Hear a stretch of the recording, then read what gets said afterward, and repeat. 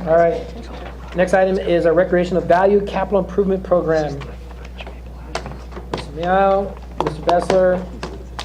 Who else is coming? Oh, we got everybody coming. Craig? Hayton? You got Mr. Hayton? Hayton? Hayton?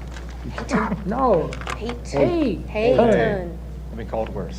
Haven't we all? We have two. Well, speak for yourself. Mayor, members of council, Tony Miano, Deputy Public Works Director for Field Operations. I have with me today Craig Hayden, Parks Manager, who is presenting the Recreational Value Capital Improvement Program. We are looking for guidance on our methodology. We're pretty excited about taking an analytical approach to a way on how we would define and what type of amenities, how many amenities will go into neighborhood parks. This is a tool that can be utilized for urban forest canopy, for inclusivity index, and we're also starting to look at park sustainability index that we'll start working on for the future. But before I hand it over to Craig, I would like to recognize Melissa Quillard, who actually was part of our team when we started this, Dave McClure, who actually did a lot of work up front and helping us come up with the methodology, Amy Marcel, and of course Craig Hayton. And they put a lot of time and effort into this program, and so I just wanted to make sure they were recognized. With that, Craig? Great. Thank you, Mayor and Council. Craig Hayton, Parks Manager of the Public Works Department. The Recreational Value Capital Improvement Program was, as a concept, first presented to Council back in October of 2015 at the Council retreat. At that time, Council had asked staff to refine the process, which leads us to this presentation here today. And as part of this presentation, I'd like to really start out by defining what recreational value is as a reminder. I'll be spending the majority of the time on this presentation actually defining and describing the methodology and our process for the implementation process. We'll review the timeline at the end, as well as Tony mentioned, seeking some input and feedback on our methodology, what we believe is the fairest and most equitable way to actually implement this new and exciting program. So before we actually define what recreational value is, it's really important to put it in context with Council's strategic priorities.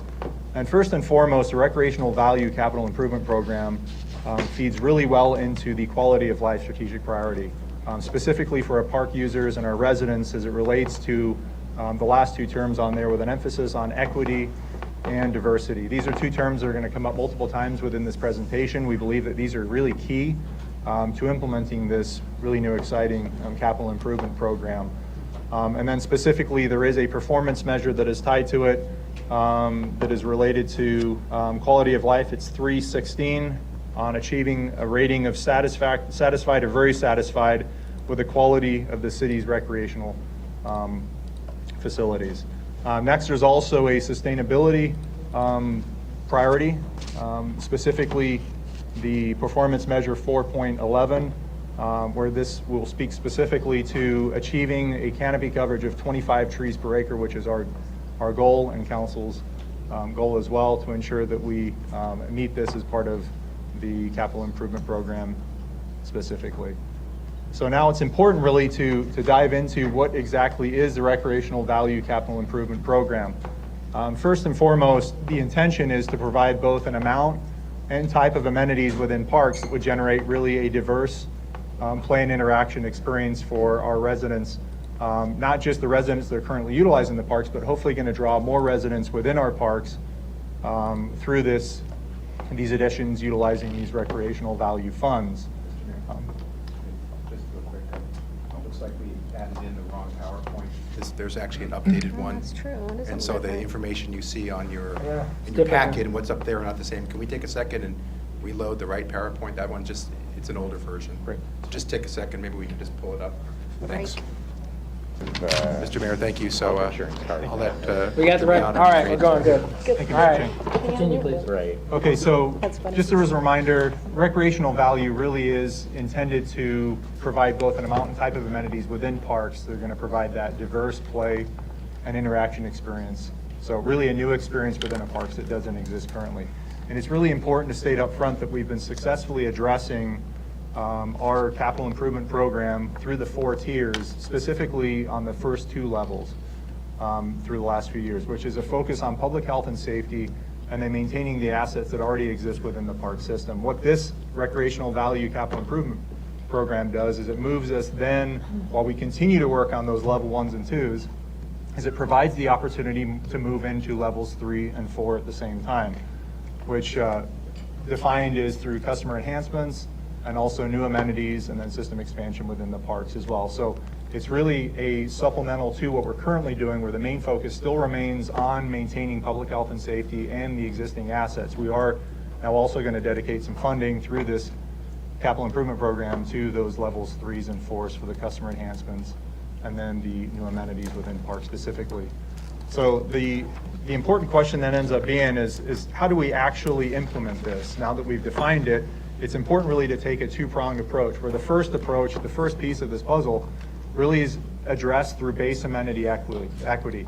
And that really feeds back into the quality of life strategic priority that we mentioned earlier. And the idea with a base amenity is these are amenities that should exist within parks regardless of size. So the amounts may be dependent upon size. If you get a 15-acre park, you should have more of these amenities versus if you have a 5-acre park.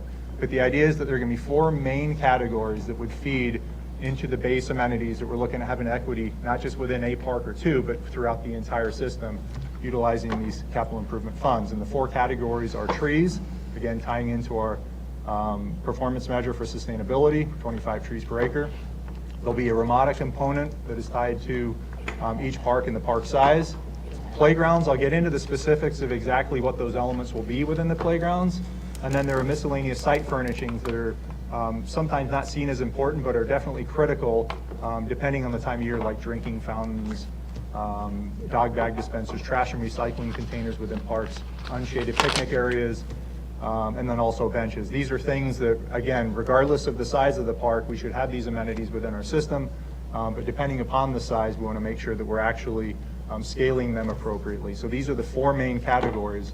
And our goal is to be as objective as possible, so we've utilized and we will utilize a point system to actually implement, score the parks so that we know how parks rank towards each other, rather than saying, I think we should start over here because I feel like this is the one that needs the most. We want to look as objectively as possible and utilize a point-based system that really is broken down in these 4 categories based on percentage. So trees, based on its ability to meet the 25 trees per acre goal that we have set, will be 30% of the score. The playground, which would have 5 really important components, would be another 30%. The 5 components for playgrounds would be, first, we want to make sure that there's accessible surfacing throughout the playground that we meet, and then our current standard for new renovations is that we actually exceed with full rubber surfacing throughout our playgrounds. Second is making sure that we have equipment within the playgrounds that really suit all abilities. We call this inclusive equipment, adaptive equipment, and the inclusivity index that you'll hear about a little bit later on speaks specifically to this point. We want to have a standard within our parks that provides abilities for all children to play within a park together, and that's an important component of this 30% score for a playground. There's also a shade component within the playground as well that's important. As we know, in the summertime it gets ridiculously hot, to where we want to make sure that we're actually providing shade so we can extend the use of our playgrounds. Nothing like stating the obvious there. But then we have a couple other components. There'd be a single structure within playgrounds so that kids can actually play together, but then also affording the ability for individual components as well as part of this 30% score so that kids can play by themselves if they so desire. So having all of these 5 components would feed into a 30%. Because the Ramada is the shade for a gathering place or an eating place within parks, and shade components also factor within playgrounds, and then the tree component, it's rounded out at about a 10% clip for the total score. And then the site furnishings, the 5 that I mentioned in the previous slide, would again equal up to the 30% score. So this would give us an overall score for a park, and then we'd be able to rank the parks based on their overall score at these percentages. Our hope is... Can I just ask you a quick You question? bet. I think I don't know if Mr. Rice is still here, but one of the things that he did bring up was about shade and I guess the location, the strategy behind where those trees are going.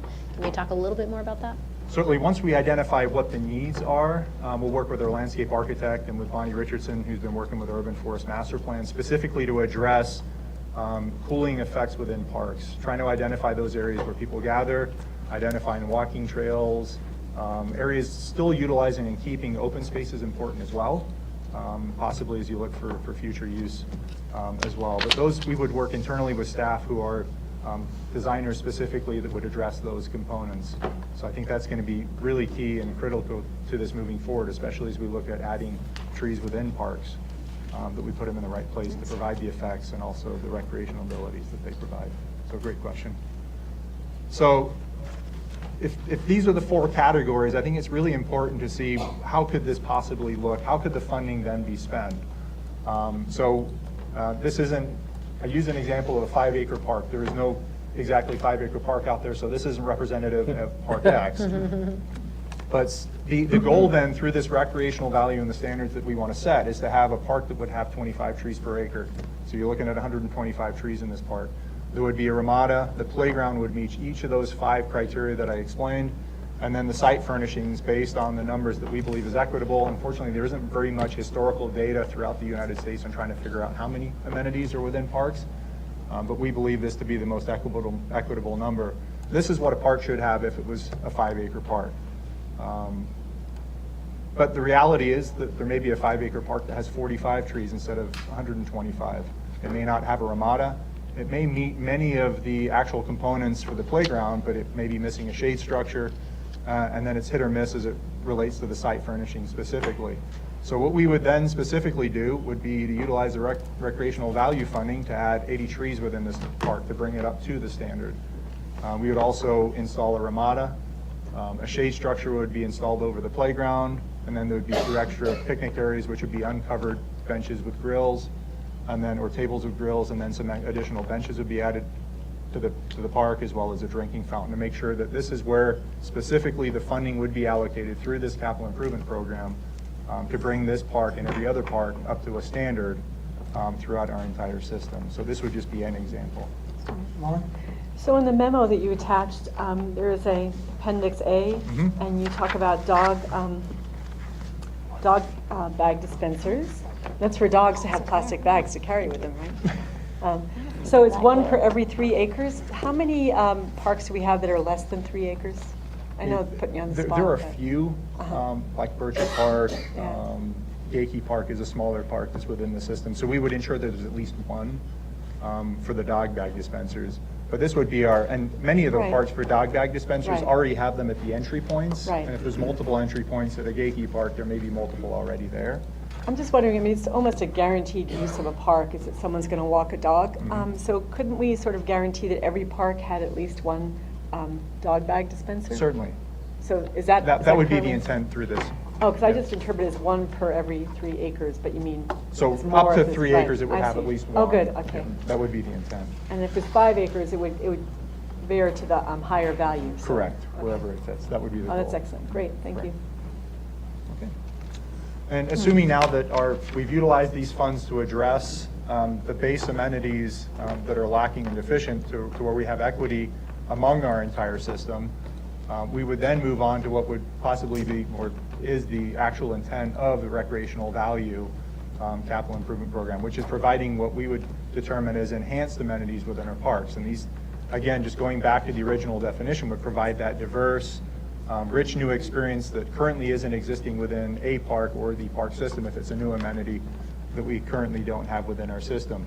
And whereas the base amenities are focused mostly on equity, the enhanced amenities will be focused both on diversity and equity within our system, making sure that we have the right amount of certain amenities to meet the needs of our residents, but also that they are diverse within our system as well, so that they're not all congregated in one area, and so that the parks then have a rich amount of amenities based on what the desire is of the residents and actually would fit within that park. So there'd be a much more robust public outreach process as part of the enhanced amenities, typically due to these are amenities that would drive people out or would be possibly ones that would create a lot of discussion offline, like off-leash areas, for example. Some people are for them and some people are against. So some examples of enhanced amenities would be off-leash areas, sport courts like basketball, tennis, volleyball, pickleball, splash pads, skate parks, fitness trails, fitness pads, disc golf. And this is not a representative sample, but this is certainly some of the amenities that would exist out there.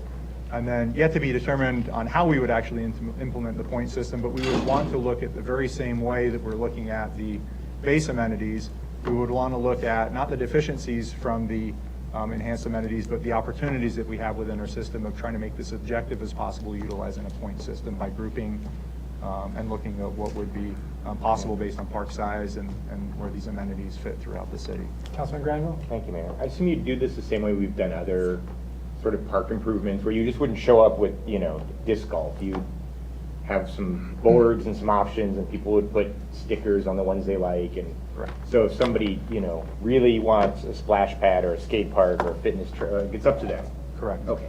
Certainly. Great. Public out- But you public say, like, outreach. you've got 2 points to spend, what do you want us to spend them on? Or Correct. 8 points or whatever? Exactly. Okay. We perfect. anticipate it happening that way. We don't know exactly how, but it would happen with the Okay. robust public outreach, and it would be the choice of the residents. All right. So our next steps then, they mirror each other and they parallel until we get to the very end, as we've already talked about, really addressing the base amenities first. But the important piece is making sure that we have an accurate inventory of both base amenities and the enhanced amenities within our system. As I mentioned previously, we would score the parks based on those inventories and what we've come up with criteria-wise. And then we would rank and prioritize the parks as they have funneled out based on those scores. We would then address the deficiencies first throughout our entire system utilizing these funds, and then we have the opportunity to add some enhanced amenities after that point. So they really mirror each other. We can work through both processes pretty similarly, but we would focus on the construction and the addition of the base amenities before we would add any additional enhanced amenities within the system would be the goal. And then our timeline, as we're seeking council feedback here this afternoon, we anticipate here in the next few months we would inventory, rank, and prioritize our base amenities once you feel comfortable on the process. And then we would update council via ongoing Friday packets in the fall as we work through that. And then we would address base amenities as soon as we have our information and try to marry them up with existing projects so that we're not going into parks and disturbing them multiple times or multiple public meetings when we could actually address them at that period. So the hope would be this fall, winter, we would actually have the opportunity to seek some resident input as it relates to our first few projects for base amenities. Which leads us to a time of input and questions and feedbacks. This is great. I want to thank you and our staff. I was at a neighborhood meeting, and Councilman Granville was as well, questioning, how much money are we spending on our parks? I think in our last CIP budget this last year, we put a little over 30 million, 35 million. Yeah, I think it was closer to 46 with the latest 46. numbers that we just found. And our parks, which I think it's really a testament, and having a system of this in place to do asset management, I think is helpful. And obviously residents want their feedback. So thank you very much. And Craig, thank you for your service to the city in your 20 years. I think today's your 20th anniversary. Getting close. Yeah. Thank you very much. So thank you. Councilman McCubey? I appreciate it. Thank you, Mayor. So great work. I just have a question. In October, I believe, we'll be hearing from Bonnie Richardson with the Urban Tree Shade Program. And so I'm wondering how this study is going to integrate with that. And specifically, if we have a 25% goal for our parks for tree and shade, and that might be 26% might be our goal overall in the city, is that enough? I mean, we're talking about right-of-ways and bus stops and parks as our main source of tree plantings. And I'm just wondering whether that goal is going to align, how would that goal align with the tree and shade program, and shouldn't we wait to finalize that when we look at that tree and shade program goal? Yeah, I think the 25 trees per acre is a great starting point, but I think as we get further information and as we look at the areas within our parks, we can certainly revisit that. We have been able to eclipse 25 at a scare recently with that tree planting in the Sure. spring, and that's a very heavily activated park. Yeah, that ground So was it's- hard. That has some enhanced amenities. Right. So that's really one of our good case studies of trying to pick and try to identify exactly how many trees per acre that we can keep, especially keeping in mind that there could be some enhanced amenities going within parks. Sure. So we want to make sure we identify some areas, even while we are planting, reaching the base amenity number for that. But I Sure. think it's good to keep an open But mind. to clarify my point, we may not have enough surface area on right-of-ways and bus stop areas to get to our, if we adopt a 26% goal, and it may not, we may need to have more of the surface area in the park, so it may need to be a bigger than 25% goal. And I would just like the opportunity to look at the Urban Tree and Shade Program and integrate it into your planning. And so as part of that input process, I think those plans need to be aligned. But Sounds good. Take a look at it. Thank you. Vice Mayor? No, I just want to say you guys are doing a really remarkable job. We've come so far from where we are, and I think, where we were in the point where we knew we have a lot of deferred maintenance going on, and some of our parks were in really bad shape, and I think that we're slowly getting to a really good place, and that even to just be able to talk beyond just doing safety measures, I mean, I think that's really says a lot, I think, for you guys, your department, and all the work that you've really put in, and I think, for the council and the staff together, to make sure that we're on a really good trajectory, and to understand that, those parks are the hubs for those neighborhoods, and it's so important to make sure that they're healthy, and they are something that people want to come to and be a part of. And I think to create that buy-in piece at the very beginning when we go to do any type of changes to the park, I think is really, really important. And the more of that we can do, the better. So, and I love it. I know we're going to talk about some other stuff down here too, but I just want to say you guys have been really remarkable and really embraced all the thoughts and ideas that we all seem to come up with. So thank you guys very much for what you do. Thanks, Vice Mayor. Good seeing you, Matthew. Thank you.